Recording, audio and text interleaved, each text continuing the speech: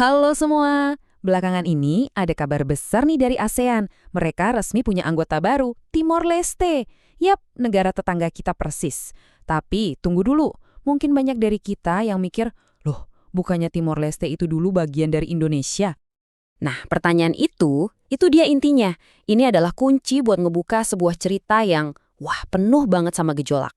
Cerita tentang identitas, tentang perjuangan yang nggak ada habisnya. Jawabannya emang nggak sesimpel itu, tapi tenang aja, kita bakal urai bareng-bareng di sini. Oke, kita mulai dari awal ya. Jadi buat ngerti kenapa mereka pisah, kita harus mundur dulu, jauh ke belakang. Buat ngeliat gimana sih mereka terbentuk. Karena ternyata dari awal banget, jalan cerita Indonesia dan Timor Leste itu emang udah beda jalur. Coba deh kita ingat-ingat lagi pelajaran sejarah. Apa sih yang bikin kita jadi Indonesia? Ya kan? Semangat persatuan itu kan lahir karena kita semua, dari Sabang sampai Merauke, punya musuh yang sama, Belanda. Perjuangan bareng-bareng inilah yang jadi lem perekat bangsa kita. Nah, disinilah bedanya. Kalau pulau-pulau lain di Nusantara dijajah Belanda, Timor Timur atau yang sekarang kita kenal Timor Leste, ceritanya lain. Mereka itu dijajahnya sama Portugal. Artinya apa? Artinya mereka nggak pernah jadi bagian dari Hindia Belanda. Mereka nggak ikut ngerasain perjuangan kolektif melawan Belanda.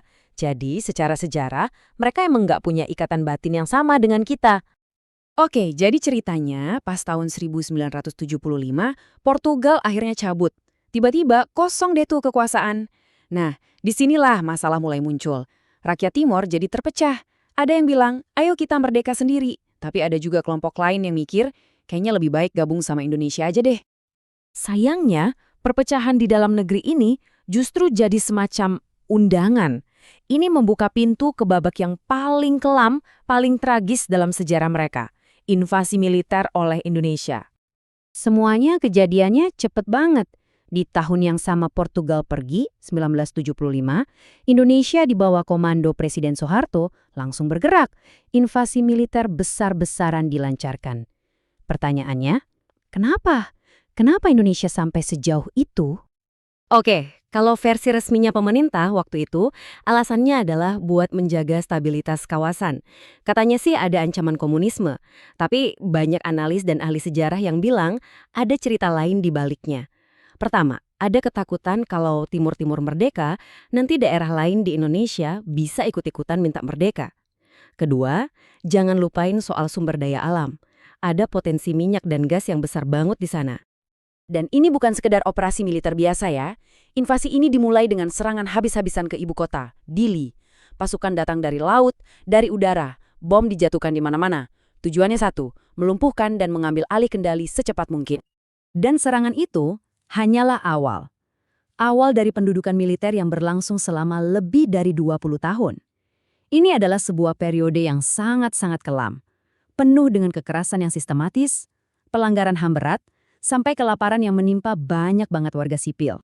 Skala korbannya, jujur, susah banget buat dibayangin. Diperkirakan sekitar 1/4 dari seluruh populasi mereka tewas selama masa pendudukan itu. Coba kita bayangin sejenak. 1 dari setiap 4 orang, itu mengerikan.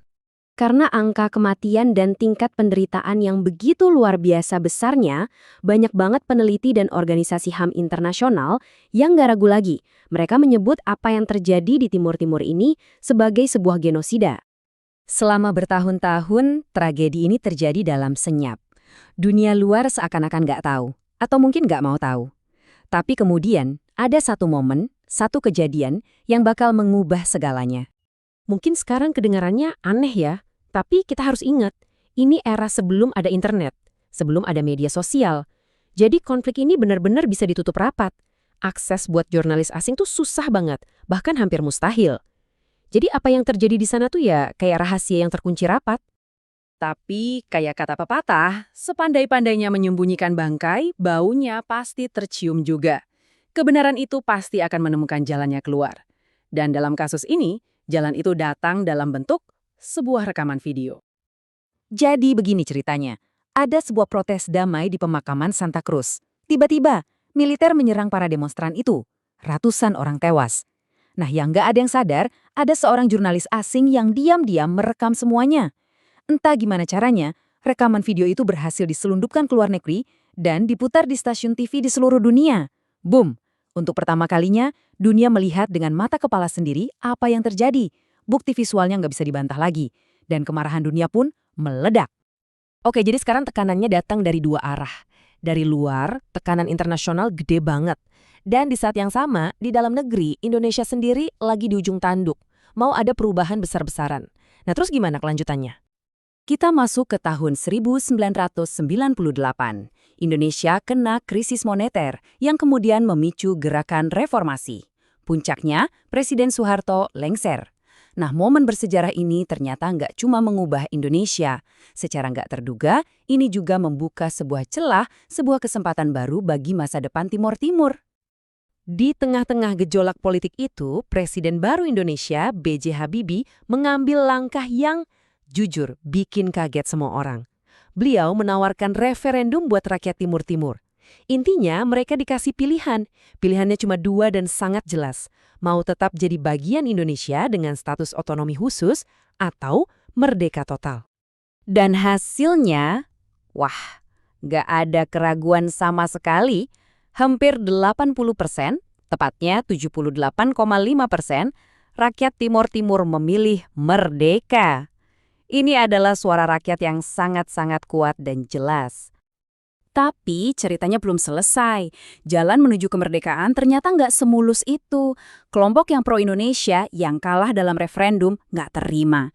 Mereka marah dan melancarkan aksi kekerasan dan perusakan besar-besaran. Situasi jadi kacau banget. Sampai akhirnya PBB harus turun tangan dan mengirim pasukan perdamaian internasional buat menenangkan keadaan. Setelah semua darah dan air mata itu, ada satu pertanyaan besar yang tersisa. Soal keadilan.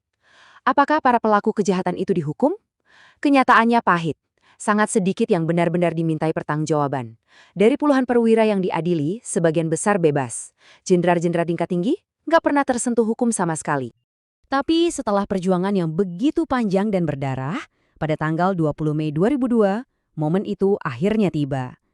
Timor Leste resmi diproklamasikan sebagai negara merdeka. Hebatnya, mereka adalah negara berdaulat pertama yang lahir di abad ke-21.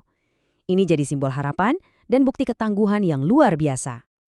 Jadi, kisah Timor Leste ini benar-benar jadi bukti nyata tentang kekuatan hak sebuah bangsa untuk menentukan nasibnya sendiri. Sekarang, mereka fokus membangun negara mereka dari nol. Dan ini meninggalkan satu pertanyaan menarik buat kita renungkan. Dengan semangat juang dan potensi yang mereka punya, kira-kira mungkin nggak ya suatu saat nanti mereka bisa melampaui negara yang dulu pernah menduduki mereka? Cuma waktu yang bisa jawab.